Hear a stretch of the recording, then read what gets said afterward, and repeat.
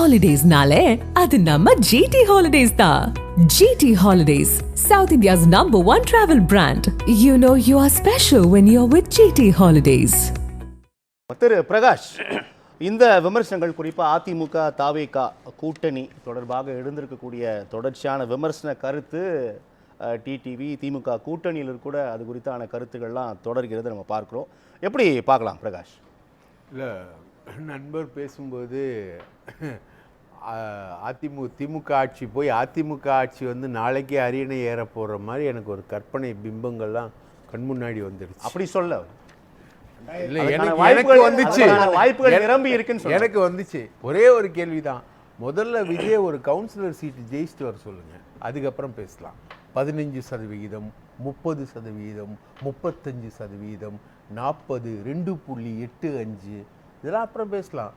இதுவரைக்கும் untested, unproven. Obvious. Seeman proven, BJP proven 11%, 18% in alliance, it's proven.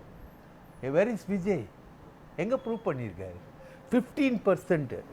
Sir, தமாக திமுக ரெண்டும் சேர்ந்து வந்து கூட 15%. நீங்க எவ்வளோ கொடுப்பீங்க பிரகாஷ்? 15% வந்து இட்ஸ் டூ ஹை. ஓகே, நீங்க எவ்வளோ கொடுப்பீங்க? ஏதாவது ஒன்று கொடுப்பீங்களா?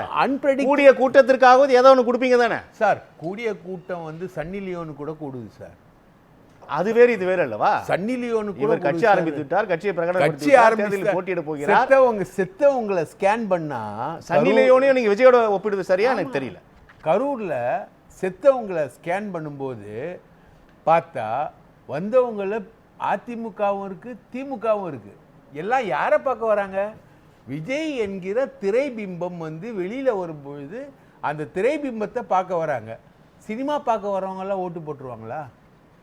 இல்லைல்ல. அதே தான் சார். இன்னும் அன்பிரடிக்டட், இன்னும் அன்டெஸ்டட், இந்த மாதிரி விஷயம் 15%, 20% இதெல்லாம் வந்து அது வந்து இமேஜினரி. அதுக்குள்ள நான் போவே இல்லை. நீங்க எந்த ப்ரெடிக்ஷனுக்கும் முழுவதுமா ஏற்க மறுக்கிறீர்களோ?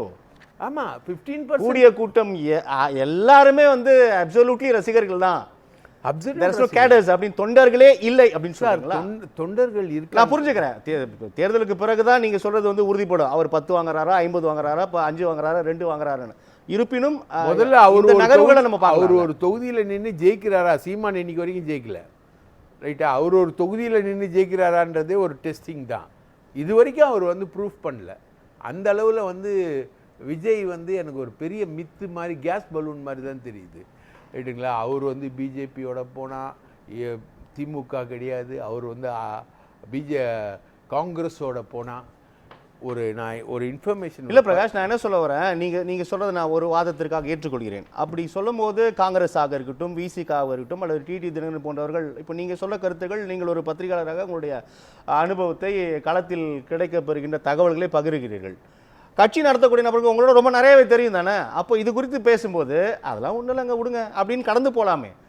அவர்களோடு சேரக்கூடாது, உங்களுடைய கொள்கை என்ன ஆகுது, அவர் தனித்து தான் போட்டிடுவார் அப்படின்னு ஏன் அந்த கருத்துக்களை வெளிப்படுத்துகிறாங்கன்னு கேட்குறேன். ஒன்றுமே அன்டெஸ்டட் பார்ட்டி மேலே இவ்வளோ கிரிட்டிசைசிங் வருதுன்னு கேட்குறேன். செல்லூர் ராஜு இன்னைக்கு பேசியிருக்காரு மதுரையில்.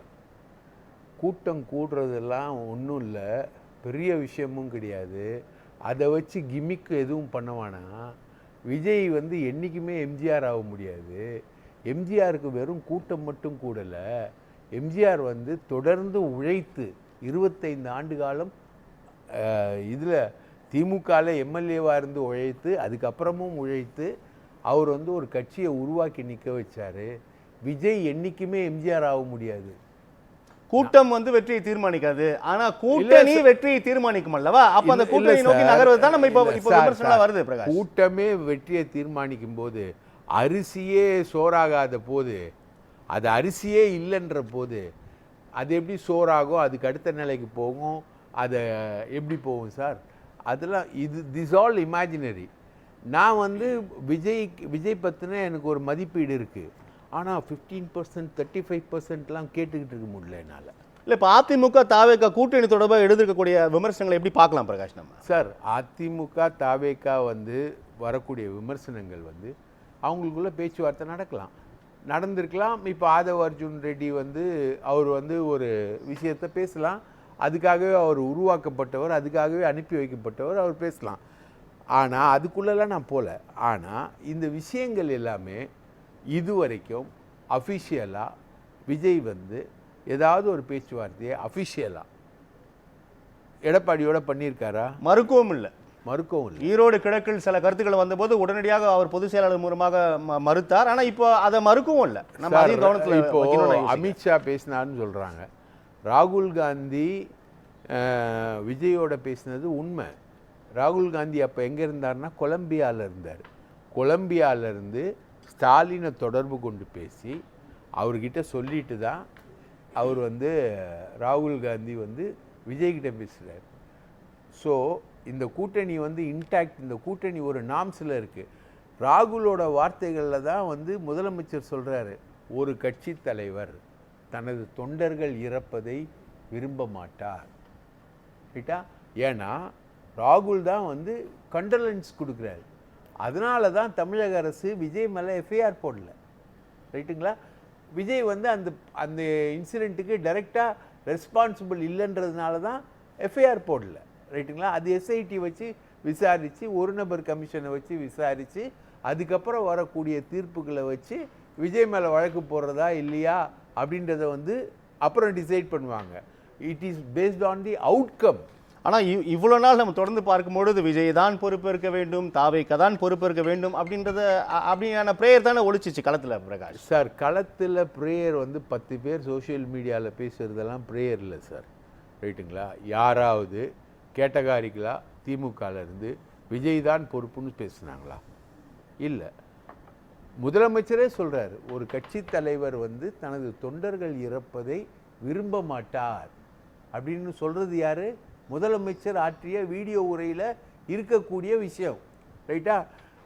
இன்டர்ன் வந்து செந்தில் பாலாஜி தான் சதி பண்ணார், திமுகவை விடக்கூடாது, நம்மளை வந்து இவ்வளோ பெரிய மோசமாக கொண்டு போய் அதை கட்டங்கட்டி நம்மளை ஒடுக்க நினைக்கிறாங்க அப்படின்னு சோஷியல் மீடியாஸ் தான்.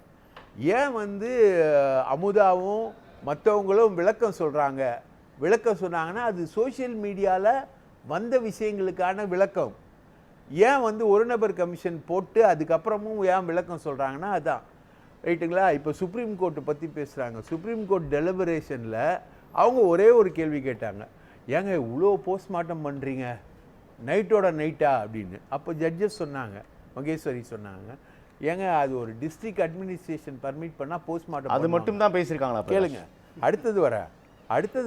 அடுத்தது வர நீங்கள் வந்து எஸ்ஓபி அந்த அந்த விஷயங்களை செந்தில் சார் வந்து மதுரை கோர்ட்டில் இருக்கும் பொழுது அவர் ஏன் எடுத்தார்?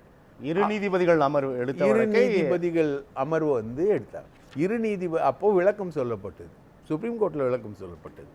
இரு நீதிபதிகள் அமர்வு வந்து விசாரித்தது இந்த சிபிஐ என்கொயரிக்கான வழக்கு முடியாதுன்னு அவங்க தீர்ப்பும் கொடுத்துட்டு போயிட்டாங்க. ரைட்டுங்களா?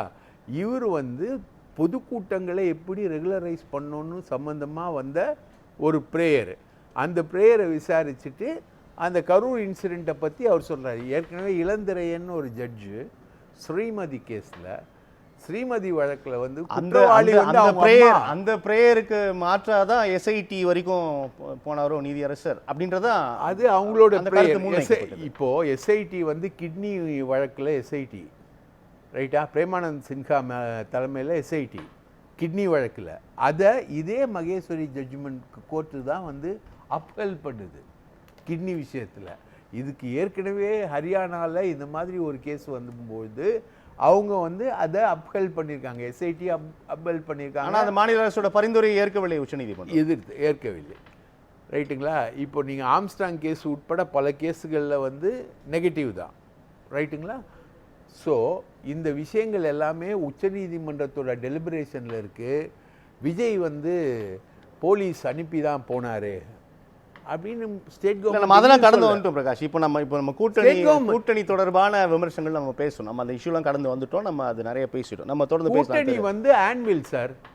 இன்னைக்கு செல்லூர் ராஜு பேசுகிற பேச்சும் சரி, எடப்பாடி பழனிசாமி வெள்ளந்தியான ஆள், அவருக்கு கிடைக்கக்கூடிய ஒரு விஷயத்தை பார்த்துட்டு என்னப்பா வருது பிள்ளையார் சொல்லி போட்டாச்சு, அவர் ரொம்ப நாளாக சொல்லிக்கிட்டு இருக்காரு.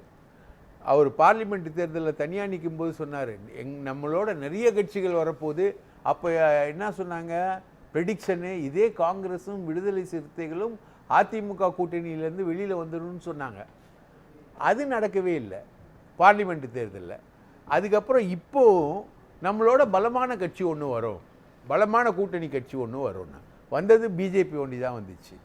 பலமான கூட்டணி கட்சி, அது பலமான கூட்டணியானால் 11% வாக்குகள் இருக்குது. இது வரல. ஸோ இது எடப்பாடியுடைய ஆசையை தான் அவர் சொல்கிறாரு. பிள்ளையார் சொல்லி போட்டாச்சு, கொடியை பார்த்த உடனே உற்சாகம் அடைஞ்சு நம்ம பேசலாம். நம்ம அக்னீஸ்வரில் கேட்கலாம், இது ஆசையா அல்லது என்ன களத்தில் இருக்குது?